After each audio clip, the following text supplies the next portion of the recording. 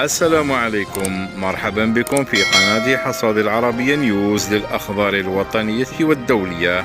اشتركوا في القناة وفعلوا الجرس لكي يصلكم دائما الجديد.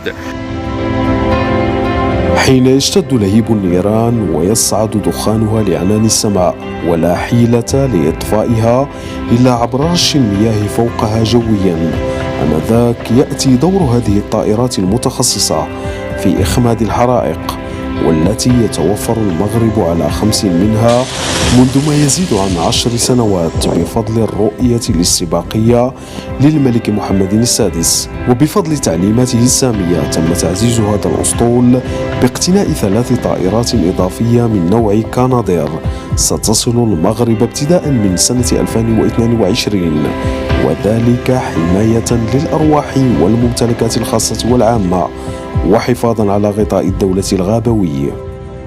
سر مكافحة الحرائق يعتمد على 3 ركائز مهمة. أولا السرعة في التنفيذ، ثانيا يعني ذاك التنسيق يعني المحكم بين جميع المتدخلين، وثالث حاجة وهي الكفاءة ديال الطيارين ديالنا وديال الأطقم ديالنا. بالنسبة للسرعة توفقوا يعني بها، يعني توفقوا باش نوصلوا لهذه السرعة هذه عن طريق جاهزية الطائرات وعن طريق جاهزية الأطقم، حيث يعني تنوضعوا الأطقم ديالنا طيلة موسم الحرائق في أقصى تأهب، يعني باش يكونوا مستعدين للانطلاق في أي وقت.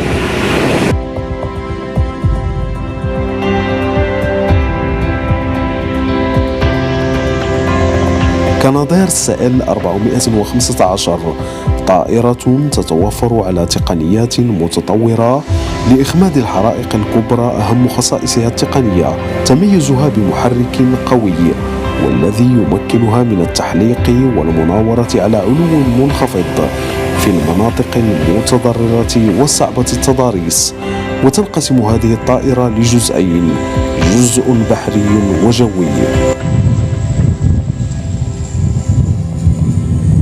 هاد الطائرة النصف ديالها العلوي اللي هو عبارة عن طائرة، والنصف ديالها السفلي هو عبارة عن باخرة، وتتميز بالقدرة ديالها على ملء خزانات اللي الاستيعاب ديالها كتفوق 6000 لتر في أقل من 12 ثانية عن طريق الصعود والنزول فوق سطح الماء.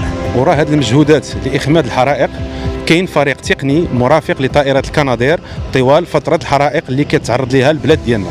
هذا الفريق كيتكون من اطر تقنيه من القوات الملكيه الجويه اللي الدور ديالها كيتمثل في ضمان جاهزيه فوريه ومستمره للطائرات، وذلك عبر مجموعه من التدخلات كفحص انظمه واجهزه الطائرات قبل وبعد كل مهمه، التدخل السريع لتقييم ثم لاصلاح الاعطاب الوارده، وإعادة تأهيل طائرات بعد كل يوم عمل عبر مراقبة الأجهزة الحيوية كالمحركات وأنظمة الملاحة، خاصة وأن طائرة الكانادير كتحلق على علو منخفض وسط دخان الحرائق.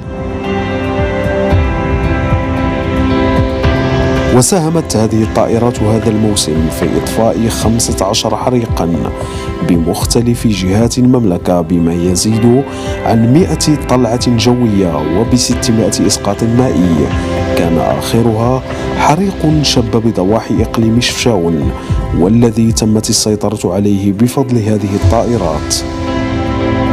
مباشرة بعد اندلاع حريق دردرة نواحي إقليم شفشاون، قامت القوات الملكية الجوية بإرسال 4 طائرات كانادير سائل 415 إلى المنطقة، بحيث كانت الأولوية ديالنا هي تأمين الساكنة والممتلكات ديالهم. في هذه العملية قمنا بعون الله بمجهودات جبارة لمدة 5 أيام لإخماد هذا الحريق، والحمد لله لم تسجل أي خسائر في أرواح لا الساكنة ولا المتدخلين. توفر المغرب على مجموعة من السدود المائية القريبة من الغابات والتنسيق المحكم بين مختلف المتدخلين، إضافة للكفاءة والجاهزية التقنية لهؤلاء الطيارين، جعلت المغرب يحكم قبضته على حرائق الغابات طيلة 10 سنوات الماضية في شمال المغرب وجنوبه. ومكنته كذلك هذه التجربة من المساهمة الفعالة في إخماد حرائق ضخمة في عدد من الدول الأوروبية، وكذا مد يد العون لبعض الدول الصديقة.